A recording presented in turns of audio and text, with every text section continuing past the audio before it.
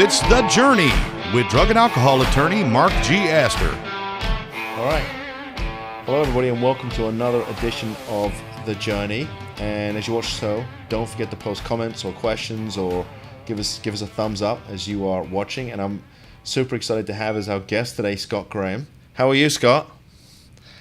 I'm good. Can you hear me? Thanks for having me. Can you hear me? I can hear you. Yes. Okay, good. You know, you have such an interesting background. I mean, you're an interventionist and you travel all over the country. But what's really cool is that you were in law enforcement at one time, and I think I read that you were in a narcotics unit, right? Yeah, I worked at Special Projects Unit out of West Hollywood, California, the Sunset Strip, and that was back in the 80s when it was probably still crazy now, but it was really crazy back then. Yeah, well, here in South Florida we had the cocaine cowboys running around, so we were busy down here too. They say that they say that a good portion of downtown Miami was built by blood and cocaine. I don't know which one's worse, but I'm really excited that you came on the show, and I appreciate you taking time to chat with us. So maybe give us a little background on. I know what you do, and I want to get into that, but tell us a little bit how you got into the whole intervention thing and how that came about. Well, it just came about by happenstance, really. I had, I know we're going to get into my background, but I had just gotten out of prison. I went to prison for the things that I did to essentially just support a habit. And I'm 29 years old. I've got 3 kids, married, divorced, and so all these responsibilities, adult responsibilities, and I had no clue what I was going to do to support my family and get to the next phase of my life. And so my wife at the time was in financial services, and I thought, well, maybe I'll go get an insurance license. I couldn't think of anything. I had cleaned swimming pools back before I became a police officer, so I had a really thriving, successful swimming pool cleaning business, but I didn't want to go back to that. And so I got my insurance license that, of course, was later revoked because you can't have a felony and have an insurance license. But I'm, marketing, essentially. I'm at a car dealership, and I'm looking at this old beat up VW van, like an old hippie van. And this big old weightlifting guy comes walking up behind me, like, salespeople do at car lots. And he starts, talking to me, inquiring. And I knew right away this guy knew nothing about cars. And so I asked him, I said, how long have you been working here? And he says, about 6 months. And I said, well, it kind of shows what you used to do. And he said, I was a cop up here in California, Port Hueneme, California. And I said, oh, really? I'm ex-LA County Sheriff. Like, why aren't you a cop anymore? And he said, well, I stole $35,000 of cocaine out of the evidence locker. I got into steroid use, turned into cocaine use, and lost my career. And I got probation, and I went to treatment, and I'm doing talks all over the community, service organizations, schools, churches, whatnot. I'm also doing this thing called intervention. I said, wow, intervention, that's pretty cool. I've never heard that before, but our stories are similar. I mean, I didn't get probation, I got prison, but essentially the same kind of story with a little different texture or color to it. And we formed a friendship first. I went and heard him talk, and it just, something struck a chord in me. It's like, I can do this. We've got a really wonderful story that will grip people, and then maybe we get some interventions out of it. So it kind of started that way. Right. Where did you grow up? I grew up in Southern California, so San Fernando Valley. I'm one of the Valley, not girls, but guys. And I grew up there. Great place to grow up. Just a regular family, mom, dad, brother, sister, sports my whole life. It was really a wonderful childhood, by and large. Parents fought like cats and dogs, ultimately got divorced, but they loved us and they supported everything that we did. So they were really good parents. So how'd you end up getting into law enforcement? Well, it's so I'm cleaning. I started smoking weed, drinking when I was 15, and I liked it from the very first time. I mean, I got into it in a daily routine pretty darn quickly, and whether it was escaping, self-medicating, feeling like I fit in, whatever the reason was, I was into it. And I was able to, I've always had a real strong mental fortitude and a very strong body too. So I was able to live that dual life, get high all day long, still maintain my grades, relationships, excel in sports, all-city football, baseball player from very large schools, kind of like in Florida, where my graduating class in high school was 1,600 students. So huge school. And at any rate, I started a swimming pool cleaning business, and I was very successful, like I said, but I was partying. I mean, I was spending easily back then in the late 70s. My gosh, I was spending easily $1,000, $1,500 a month partying. And I had 2 kids, married real young. I had 2 kids by the time I was 22. Wow. And I knew that my kids were going to grow up. I knew that they were going to be able to recognize what I was or wasn't doing. And I wanted them to really value who I was, respect who I was, look up to me. And so I was constantly trying to figure out what else I could do. I was bored with cleaning pools, even though I made great money and it was a fun job and all that. Do you think back then at that time, Scott, that you know, it's interesting because I grew up with a lot of kids who smoked weed and stuff like that, and they did the partying thing. And I never was really my cup of tea, but I never really looked at it as like, oh, you know, they're smoking the gateway drug, or they're this or that. It just was like, all right, I got friends who smoke weed. What's the big deal? And I don't know if it was such a big deal back then, but maybe that's because we're a little bit more self-aware these days, and obviously the drugs are considerably more powerful than they were, you know, probably when you and I were growing up. I think we're similar age, so. Yeah. I mean, there was pretty powerful weed when I'm 61, and there was. Wow, you look great. I'm 52. You look good. Good for you, brother. Thank you. I know I've done, man. But you know, I remember there was like hybrid weed back in the day, Thai sticks. You know, and there was also, we did quaaludes and acid, and mushrooms. I mean, basically anything. Cocaine for sure. It was real expensive back then, so it was harder to obtain, at least when I was in high school. And but anyway, so back to your question. So how did I become a sheriff's deputy? So I come home one night and I'm wasted as usual, partying, you know, whatever, turn the TV on, and I see this commercial to become an LA County Sheriff's deputy. And I thought, well, doggone, I bet you I could do that. And of course, people would ask, well, how are you going to pass the written test, the lie detector test? I mean, you're a total pothead and a partier. How about the urine test? Well, you know what I mean? Well, all that. And I thought, well, I'll just BS my way through it. I mean, I'll lie. If they ask me how many times I've smoked pot, I might say, well, you know, a handful. I grew up in that era. You know, how many times you've been drunk? Oh, a handful of times, you know, just normal, but nothing else. And so I passed the written test, excelled in my physical agility class because you know, I'm an athlete, and I mean, I could do 50 pull-ups and, you know, run like 440 as far as running. I was an athlete. That's fast. So that was, yeah, it was fast. Not anymore. But the hard part was when I had my oral interview. So I'm going to be in front of 5 or 6 seasoned deputies, right? I knew that they didn't expect me to know policy procedure, but just common sense. You know, what's the common sense response to whatever questions they're going to throw at me? So I'm driving my big F-250 truck, got my pinstripe suit on, and I'm scared spitless. I am nervous, and of course, I'm a pothead. You know, my coping skills were, you know, smoke a joint, chill out, I'm good. So I thought, that's what I need to do. So I smoked a joint on the way to my oral interview, put a little Visine in my eyes, some Brute Cologne, back in the day, that was the kind. Got in there, and I aced it. I absolutely aced it. And I remember walking out just victorious, but on the inside, I was so ashamed because I couldn't even go for a few hours knowing full well I could get UA'd, you know, I could get a polygraph. I mean, all these things could happen, but I've always kind of lived on the edge. And that's just one example of that. And 11 months later, after I applied, I was hired. I got hired as an LA County Sheriff's Deputy. Okay, so you go through the training. So where do they put you on road patrol? No, at first with LA County, when you're done with the 4.5 month, you know, basically boot camp, the academy, and it was difficult. It was, I thank God I was an athlete because I'm used to people yelling at me in my face, you know, running us, being in the spotlight, and I knew that if you're in the spotlight, if you're not a screw up, it means they care. They're pushing you, and so. Were you still using while you were in the academy? While I was in the academy. Well, I mean, it was boot camp city big time. I mean, it was a difficult thing to get through. I was elected the guidon, which carried the flag for 5.5 mile runs because I was, you know, a leader and recognized as such. But anyway, so with LA County, you get assigned to work the jail. And they've got multiple jails throughout Los Angeles County. And so I worked at a place called Wayside Honor Ranch up in Santa Clarita. Yeah, they call it corrections here in Florida. Yeah, And so, so the people are there for a year, up to a year. If they're sentenced to a year, they're waiting for court. That's where they go before they would get sentenced to prison. And so that's where I worked for 11 months. And usually it was like a 5-month window of time you'd have to wait to get out on the streets.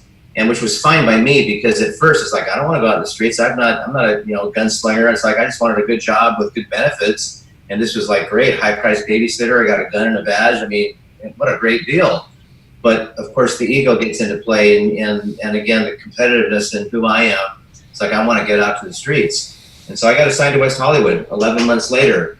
And that's where I got trained for 6 months with a really tough training officer. He was a great guy, nice guy, kind of an a-hole, but a great police officer. And he taught me really, really well officer survival, because West Hollywood was the highest crime rate area per capita in all of LA County, which had over 2 million people at that time. So it was a happening station.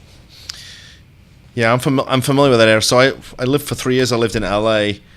And I didn't live west. I lived the other way. I was living over by, I guess, what was it, Sunset and Vine, that area. Yeah, well, that's real close to West Hollywood. Yeah, it's close. Real so close. Where I used to work out, there was a CrossFit gym down there that was, I guess, considered part of West Hollywood. So. Right. So okay, so yeah. so how did you end up in the sort of narcotics unit? Well, I was once I got past my training, they put me on a one-man car during the day. And typically people working days were they called them a bunch of slugs. I never knew what a slug was being from California. I knew what a snail was until I moved up to the Northwest, and we've got slugs up here. It's like, oh, that's what it is. This is the slow moving, doesn't do much kind of a, personality. And so, basically they went on burglary calls and took reports and whatnot. Well, I was out there poop snooping. I mean, I was talking to people, getting out of my car, and I got recognized because I was taking a lot of people to jail, typically drug-related offenses, because on Santa Monica, there was nothing but a bunch of transient, homeless, young crowd, did a lot of crimes to support their transientness, whether it be drug use or whatnot. And Sunset was prostitution, and it was predominantly a gay community, which is a very vulnerable community. A lot of criminals would come in to do their crimes, easy entrance, easy exit too, because you had this bordered by a lot of different areas. So I was taking a lot of people to jail, and I got recognized for that. And so I was just asked, we've got this special projects unit that we're starting. It's local within West Hollywood. It's not a state-run interdiction type program or department or unit. And so we just did all the interdiction within West Hollywood. And so it was a brand new special projects unit. SPOO was the name of it. And so it was a small unit. We probably had 12 guys in it, led by a sergeant, and sometimes plainclothes, sometimes uniform, sometimes unmarked car, sometimes marked car. Just kind of depended on what we were doing. We actually were developing cases for the major narcotic unit, was a lot of what we were doing.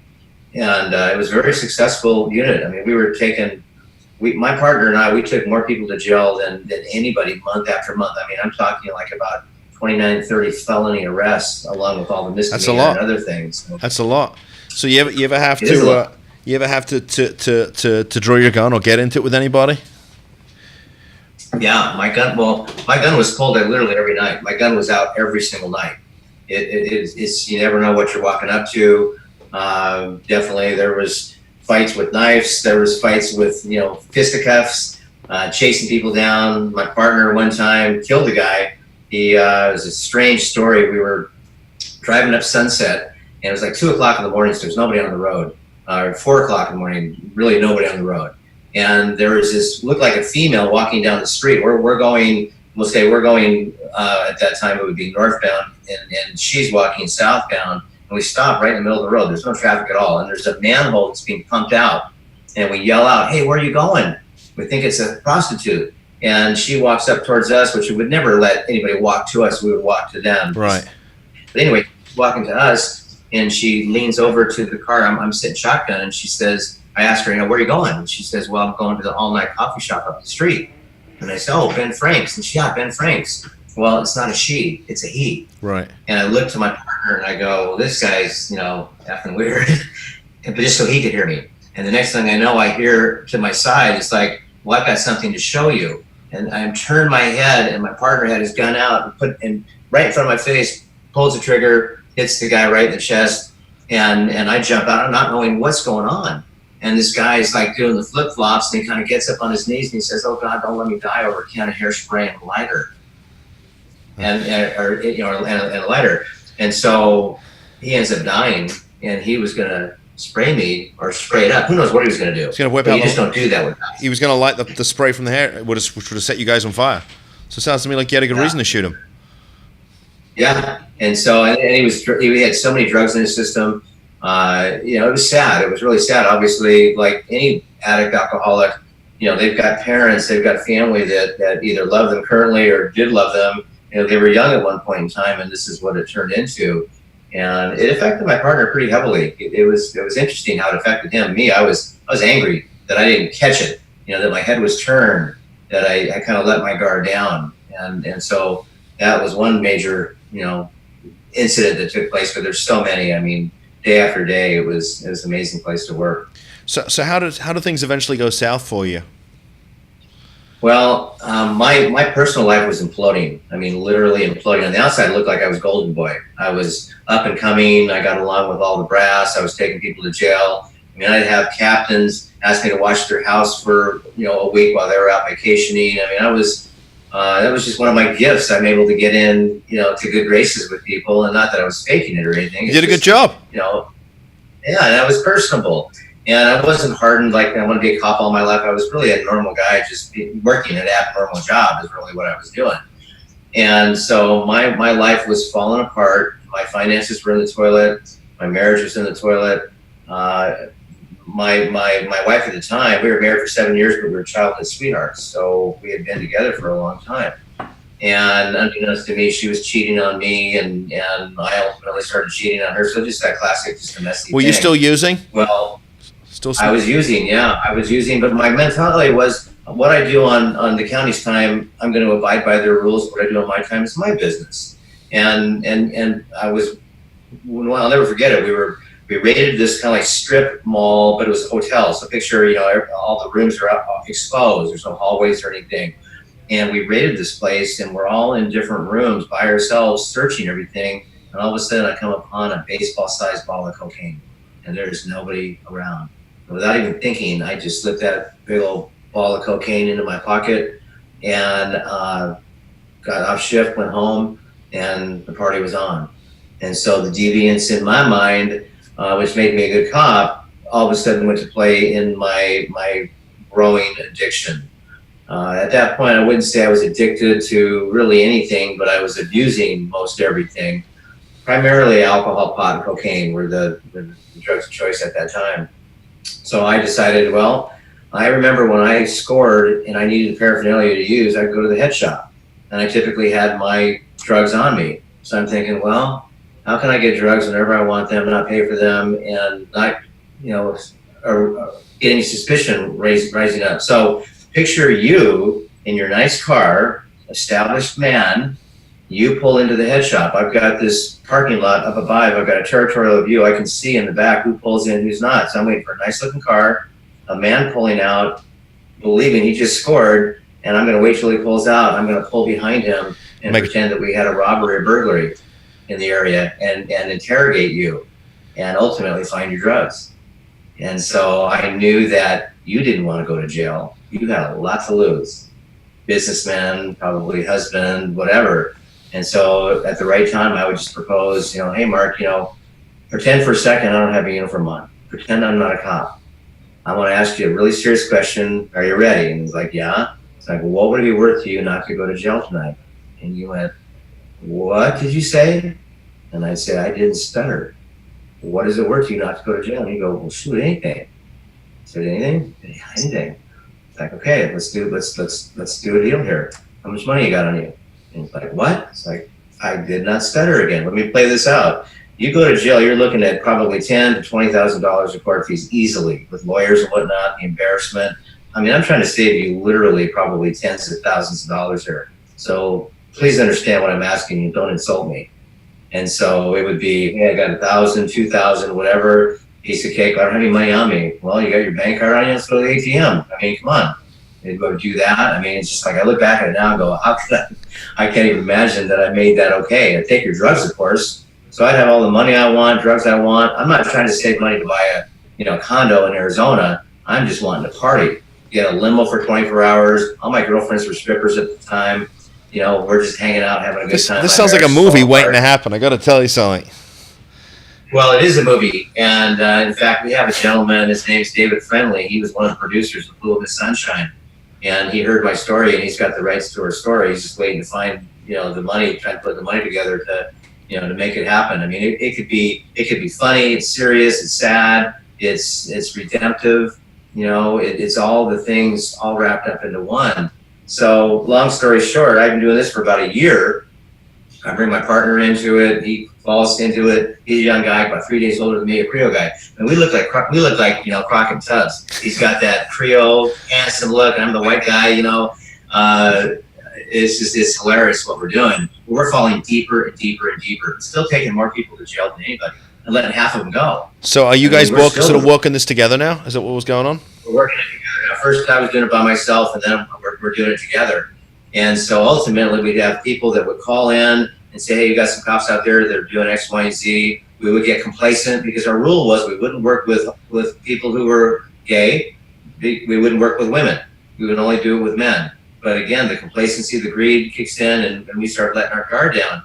So long story short, we busted a guy. He had 5.5 ounces of coke, little guy, young guy. He needed to go to jail. He needed to go to jail. Well, I only booked in an ounce. And so when we went to court, he told his attorney, I had 5.5 ounces, not one. The attorney went to the judge went to the department, and then a full-blown investigation went underway. We knew it. I knew. I mean, I'm a kind of cop. I looked in trees. I looked on roofs. I looked all over. Very observant. It's actually kind of a curse. I see more than I really want to sometimes. And so, they would assign us a car. We'd go get another car. We'd go ahead and stay in the car and make trips all night. They'd tail us, follow us while we're working. We'd lose them, follow them. They'd have to break away. They'd follow us home. And what was this, like the internal investigations guys following you? Yeah. This was the major narcotic unit, the ones that we were working with, we were drinking with after shift, and they're building a case on us. And at the end, finally when they felt like they had enough, it was all circumstantial. All of it was circumstantial. They had a gal that walked up to the street from us after we walked out of a restaurant. She found a briefcase. This Mexican guy was talking. He left real quick in his Mercedes, she said, left her briefcase. Will you take this as found property? And we were like, no, we don't do that. Just take it to the station. And so she persisted, and I could tell something was up. And so we sent her on her way. She gave us a bogus address. We knew it. We opened the briefcase. There's 3 ounces of hermetically sealed cocaine, Colombian passport, family pictures, $500. It was a dealer's briefcase. And so I was like, okay, we look stupid, but we're not that stupid. So we take it to the station, took it to the major narcotic guys, and said, you want to take the evidence and book it in? They say, no, you guys go ahead and book it in. And so while we're writing up a report, I get called. My partner and I both get called over the loudspeaker to report to the sergeant's office. So I told my partner to stay there, keep writing. I'll go check it out. I walk into the station, and I get swooped on by 7 of my colleagues, rip my gun out, hands behind my back, and under arrest. I mean, it was the most mortifying, embarrassing moment I've ever experienced. But what's so strange is an overriding feeling was relief. I was going to say, weren't you almost waiting for the ball to drop? Oh, totally. I mean, I stopped wearing my protective vest. I was getting into fights with suspects. But I mean, I'm chasing people down. I'm taking on the biggest, baddest guy. And nothing's happening to me other than stitches here and whatever. And so yeah, I definitely subconsciously was like, either I'm going to die or I'm going to get killed or I'm going to quit. Wow. So what happened? I'm presuming you got booked and prosecuted. Yeah, I got booked. Went to my house. Got they had a warrant to check everything out. They didn't find anything. I knew something was coming down. Like literally the week before I had intuitively knew something was happening. But yeah, I got booked, and so national news, ABC, NBC, CBS, all over the country. It was big time news. And so I get out of jail and wondering, okay, now what am I going to do? I have no idea what I'm going to do. So kind of just like after I got out of prison, what am I going to do? But this was pre-prison. And so when I hooked up with some of my friends, some of them were strippers. I mean, high-end, women, nice people. I wouldn't, hang out with them now, of course, but that was who I hung out with. And they said, well, what are you going to do? And it's like, I have no idea what I'm going to do. And they said, well, why don't you come to work with us? It's like, you mean like guard you? No, come dance with us. It's like, wow, I hadn't thought about that. I mean, I can dance and I can make money. Yeah, that sounds fun. Let's do that. So for the next 6 months, I'm stripping private parties, just having a ball when my court case is getting pushed forward, month after month after month. And it's so funny. I meet, I get arrested in October of 85. In May of 86. Scott, you are by far the most interesting guest we've had in so long. I'm like, we're never going to get this done in half an hour. This is too much fun. So I'm dancing Mother's Day of 1986. I'm at an outside cantina called the Sagebrush Cantina in Calabasas, California with a buddy. We're just, looking at girls, drinking margaritas. I'm kind of burnt out at this time. And all of a sudden, these two beautiful women come walking in. The table next to us opens up. They sit down. And one of them caught my eye. And so after a little bit, I just went over and I talked to her. I kind of introduced myself, blah, blah, blah. I sat down. I talked to her for about 2 hours. And I told her everything. This is who I am. And so she said, oh, gosh, I'm having a bachelorette or a bridal shower party for my sister. I have no entertainment. Would you be willing? And I said, oh, absolutely. I'll give you a really sweet deal. Got that covered. So, yeah, I got that covered. Well, unbeknownst to me, 20 days later, I was married to her. We met and married in 20 days. My wife and I, we've been together now for 33 years. And so the funny story is the first time I met my mother-in-law, my sister-in-law, all the grandparents, the aunt, cousins, I'm in a G-string. So you, okay, so you basically, you danced at your sister-in-law's bachelorette party. Yes, I did. Man. Yes, I did. Jay, I got to tell you, this is the best guest we've ever had. Oh my God. This is great. Okay. So we were going to have a long engagement, my wife and I, and I just said one day, Jenny, I'd marry you today if I could. And she said, well, I'm busy today, but Friday I'm free. And I said, let's go to Vegas. Let's go do this. I've been married before. She was married for 3 years back in the early 20s. She hadn't even met my 2 kids.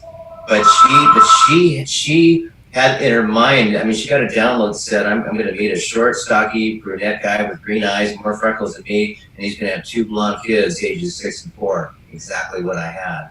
She just didn't get the download that he'd also be facing 6 to 8 years in prison. That's the part that was left out. And so, we went for it. She'd been waiting. Me, I'm spontaneous. It's like, yeah, let's go do this. She's what I wanted. She was a faithful woman. She was not a woman who used. She was professional. She was gorgeous.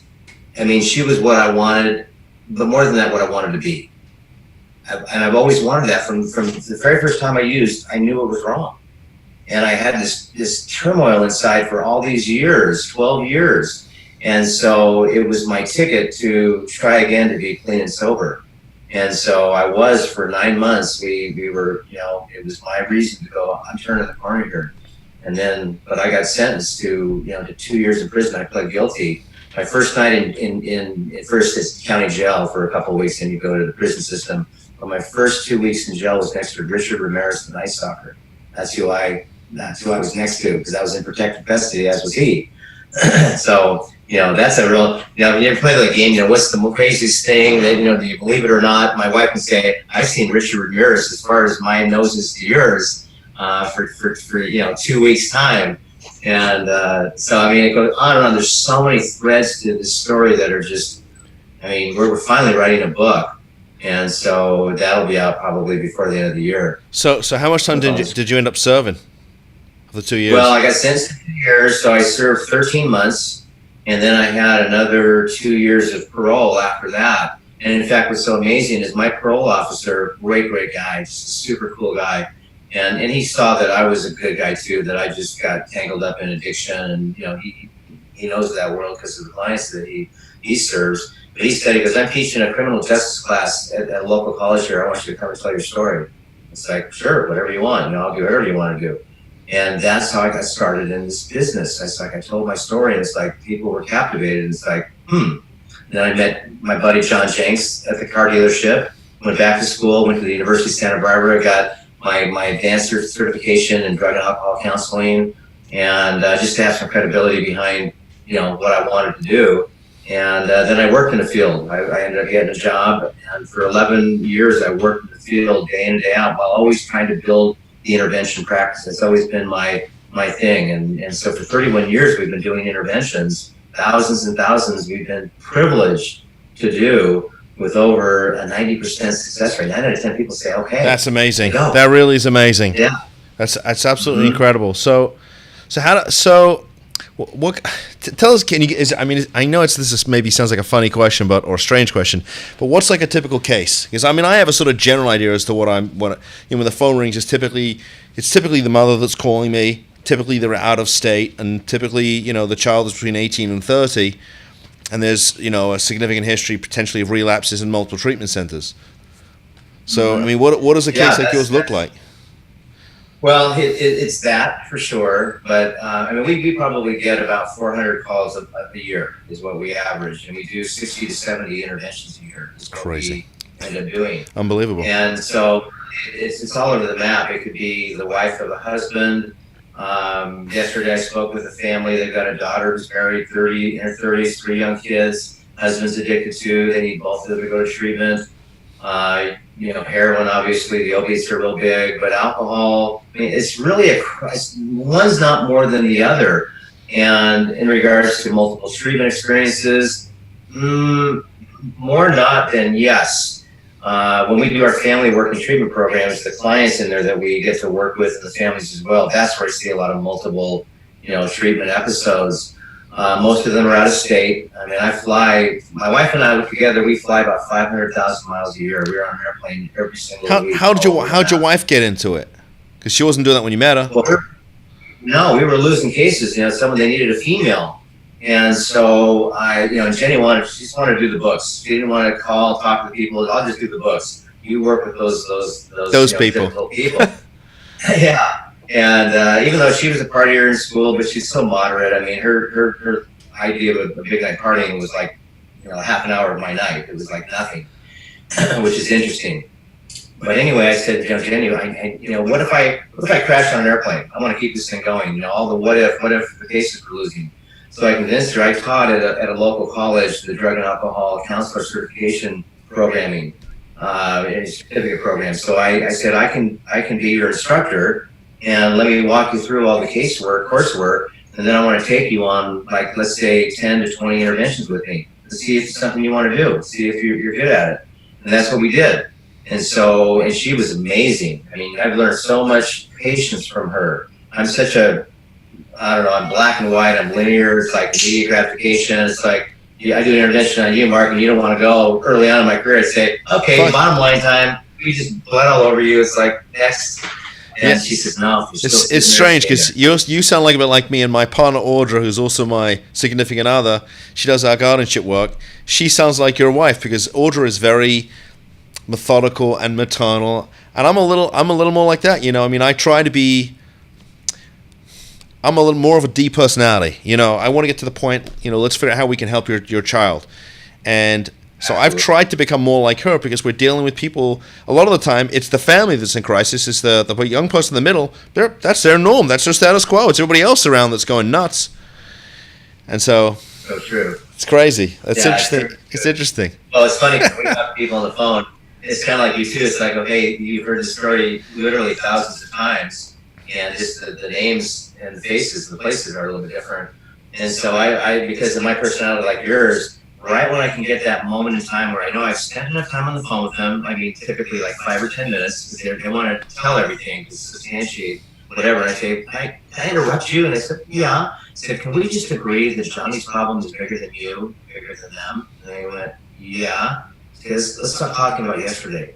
I believe you in that it's a major problem. Let's talk about how we can build a bridge to get somewhere they need to go. And I want you to focus on that, no more focus on today or yesterday. And with everybody you talk to, the same thing. And it gives us like permission, like, okay. So it gets them more proactive because, as you know, people can procrastinate, fear can take over, they negotiate. There's so many factors that slow this train down that should keep moving because chemical dependency along with mental health issues is probably in the top 5 killers for us as a people. Yet we don't treat it in an emergent way that we do other illnesses that have that high morbidity rate.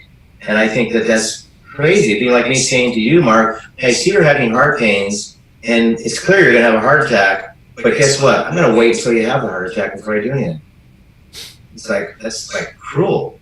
It's like, no, let's go, let's take care of it. Let's get to the hospital. I mean, I'll do whatever I have to, and I'm not going to stop until you go with me. We have to have that kind of mentality, I think, because we're fighting this battle, and it's killing people every day needlessly. And families, like you're saying, the ones that are in crisis, they're suffering needlessly day after day when they don't really have to. Yeah, and it's interesting because really, I mean, when it comes to treatment, I mean, in my eyes, from what I've seen, there's really only 3 states as a general rule to go: Florida, Texas, and California. I mean, there are a few states that have, like the Carolinas and Tennessee, but as a general rule, I mean, those are the 3 states. Otherwise, it's slim pickings. We get calls from like Ohio, and they're like, we don't have any treatment centers up here. We have one. It's a county facility. It sucks. So where do you go? I mean...